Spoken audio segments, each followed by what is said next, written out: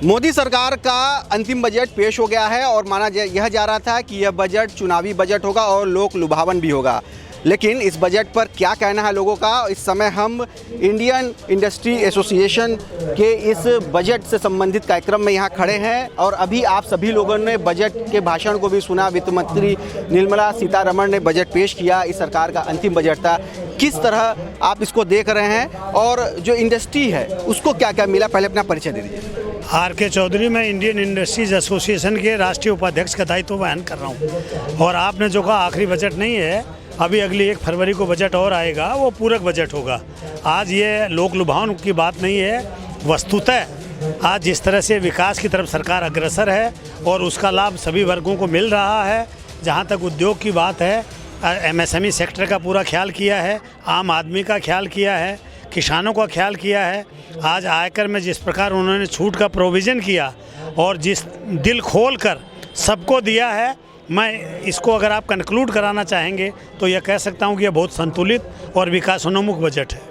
संतुलित और विकासोन्मुख बजट है। हमारे साथ अर्थशास्त्री भी हैं और डीएवी डिग्री कॉलेज में प्रोफेसर हैं। गुरुजी, ये बताइए कि एक अर्थशास्त्री के लिहाज से जैसा कि माना जा रहा था कि ये बजट बहुत अच्छा आने वाला है, 2024 में चुनाव भी है, तो उस लिहाज से कितना खरा उतरा है? जो जनता को उम्मीदें थी वो, क्योंकि जो टैक्स स्लैब में है उसको 2 लाख रुपए तो बढ़ा दिया गया। पहले अपना पूरा परिचय नाम दीजिए। देखिए, आपने उद्योग जगत के वर्जन सुना है। हम अर्थशास्त्री अध्यापक भी हैं, हम अर्थशास्त्र को पढ़ाते हैं और ये अर्थशास्त्र को बढ़ाते हैं। तो इस कमेंट के साथ ये बजट आप देखिएगा, ये G20 के प्रेसिडेंसी का बजट है, आज़ादी के अमृतकाल महोत्सव का बजट है। इसलिए कि भारत अब दुनिया में पुरानी राजनीति से उभरकर नई नीति की तरफ बढ़ रही है, जहां अर्थव्यवस्था राजनीति को तय करेगी। आप देख सकते हैं कि इस बजट में चुनाव वर्ष होने के बावजूद सरकार ने ग्रामीण क्षेत्रों में जितना खर्च किया है उतना ही खर्च अर्बन सेक्टर्स में भी किया है। यानी शहरीकरण को बढ़ावा देना, अर्बनाइजेशन में इंफ्रास्ट्रक्चर को डेवलप करना, यूथ को स्किल करना, एजुकेशन, हायर एजुकेशन को मत देना, ये सारे के सारे चीज़ों को सरकार ने करने की कोशिश की है। जिसमें हम लोग को जो सबसे बड़ा समस्या था बेरोजगारी का, यूथ के, वो बेरोजगारी की समस्या इस बजट से कम होती हुई दिखाई पड़ रही है, क्योंकि सरकार ने स्किल पर बहुत फोकस किया है, डिजिटल इकोनॉमी पर बहुत फोकस किया है और साथ ही साथ AI पर फोकस किया है। तो हमारे हिसाब से ये बजट न केवल अर्थव्यवस्था को गति देगी, बल्कि अब तक जो गरीबों को सशक्त बनाने वाली योजनाएं थी वो भी कारगर ढंग से चलती रहेगी। आने वाला समय भारत का है। Bharat 5 trillion US dollar economy की ओर तेजी से बढ़ता हुआ दिखाई पड़ रहा है। भारत 5 ट्रिलियन इकोनॉमी की तरफ बढ़ता दिखाई पड़ रहा है। आप लोग सारे लोग चार्टर्ड अकाउंटेंट से संबंधित हैं, लेकिन खास बात यहाँ पर ये होगी कि आप महिलाएं भी हैं ज़्यादातर इसमें, और इस बार महिलाओं को थोड़ी निराशा हाथ लग रही, क्योंकि खास तौर से जो सबसे पसंदीदा चीज़ें आपकी होती हैं, ज्वेलरी होती है, उस पर टैक्स बढ़ा दिया गया है, वो महंगी होंगी। तो पहले अपना परिचय दीजिए और क्या कहेंगे इसको लेकर।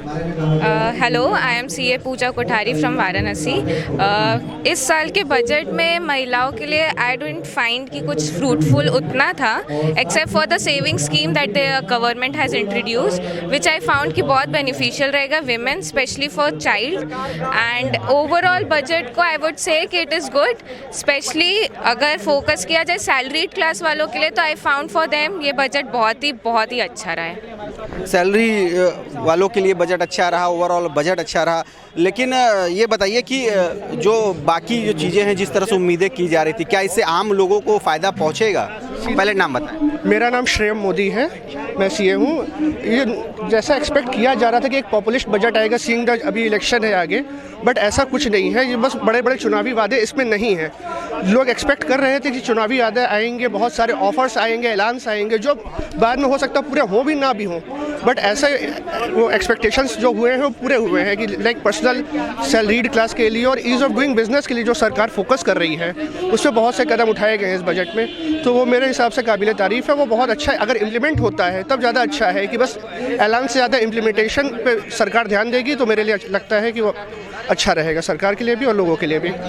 बजट जब आता है महिलाओं को खास तौर से बहुत उम्मीदें होती हैं, आप लोग सीए भी हैं, तो क्या लग रहा है कुछ बजट में महिलाओं को लेके आना चाहिए था, महिलाओं के लिए आना चाहिए था, क्योंकि खास तौर से जो ज्वेलरी है और जो चिमनी वगैरह है, कुछ जो रसोई से संबंधित चीज़ें हैं उसकी वो भी महंगी की गई हैं, तो क्या लग रहा है ये कितना सही हुआ करना? अपना पहले नाम बता। मेरा नाम सी रचिता भार्गव है।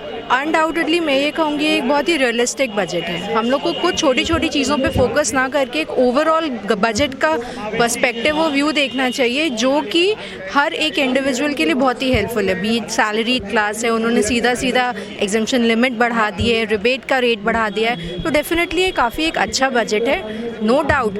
वैसे भी गोल्ड है, डायमंड्स है, ये सब लग्जरी आइटम्स हैं, तो अगर डेफिनेटली इनका अगर रेट बढ़ गया है, वो एक आई वोंट से डिसअपॉइंटिंग है, बट शायद हम लोग को एक मोटिवेशन मिलता है टू अर्न मोर। तो I think overall it's a nice budget. अपना नाम बताइए। मैं शेवी पाठक हूँ and I am a company secretary. ये बताइए कि जिस तरह से इलेक्शन है और कहा जा रहा था कि लोक लुभावन बजट होगा, जो वोटर्स है उनको लुभाने की कोशिश होगी, तो क्या लग रहा है ये वाकई में उस उम्मीदों पे खरा उतरा है क्या? इसके अलावा आम लोगों को भी इसका कुछ फ़ायदा मिलेगा? मैं समझती हूँ ये दोनों पक्ष के लिए है, क्योंकि कल भी आप देखें मोदी जी ने 2 टैगलाइन बोली। एक बोला कि इस बजट पे ना ही इंडिया की बल्कि विश्व की नज़रें, और दूसरी 1 नेशन 1 सिटीज़न। सो ये दोनों बातें अपने आप को जस्टिफाई करती कि ये सिटीज़न के लिए भी है, क्योंकि सीधा आप देख रहे हैं स्लैब रेट में बहुत चेंज हुआ है, और दूसरा कि इन्वेस्टर को, कंपनीज़ को, MSME में और अलग उद्योगपतियों को और प्रोफेशनल्स को बहुत फ़ायदा हुआ है। तो ये बजट ओवरऑल मैं मानती हूँ बहुत ही सेटिस्फैक्ट्री है, गुड है। इसके लिए रेटिंग में महिलाओं के लिए जो नई बजट स्कीम है वो भी शुरू की गई है, उसके बारे में क्या कहेंगे? महिलाओं के लिए आप देख रहे हैं फिक्स डिपॉजिट 7.4% पे दे दिया गया सीधा। उसके हिसाब से आप देखिए उसका भी ये है कि कुछ लग्जरी आइटम जैसे पूजा मैम ने कहा कि उसमें चेंज, उसको लेके इतना हमें नहीं करना चाहिए, बट हाँ महिलाओं के इन्वेस्टमेंट पर्सपेक्टिव से, साथ में गर्ल्स के इन्वेस्टमेंट पर्सपेक्टिव से ये बहुत अच्छा स्कीम है। और भी हमारे साथ लोग मौजूद है। पेंशनर्स को भी राहत दी गई है, जो उनकी जो पेंशनर्स स्कीम के तहत बचत योजना है उसको 15 लाख से बढ़ा के 30 लाख रुपए तक कर दिया गया। इसको कितना बेहतर माने? पहले अपना परिचय दे दीजिए। मैं OP Shukla, chairman all India federation of tax practitioners नार्जोन का हूँ।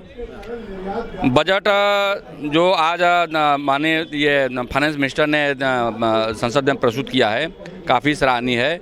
इसमें टैक्स पेयर को, बिजनेसमैन को, और लगभग हम समझते हैं कि सभी क्षेत्र में कुछ न कुछ इन्होंने सबको दिया है, और काफ़ी प्रोग्रेसिव बजट है।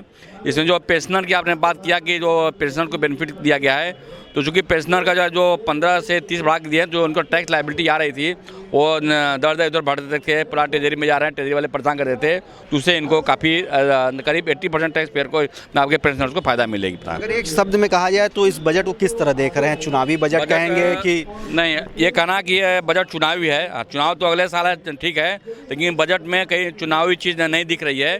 जो इस बजट में सभी को कुछ न कुछ दिया गया है और प्रोग्रेसिव है। तो ये थे हमारे साथ अर्थशास्त्री से लेके तमाम महिलाएं और इंडस्ट्रियलिस्ट जो साफ तौर पे कह रहे हैं कि ये बजट जो है वो रियलिस्टिक बजट है और साथ ही साथ बहुत ही प्रोग्रेसिव बजट है। रोशन जायसवाल, वाराणसी।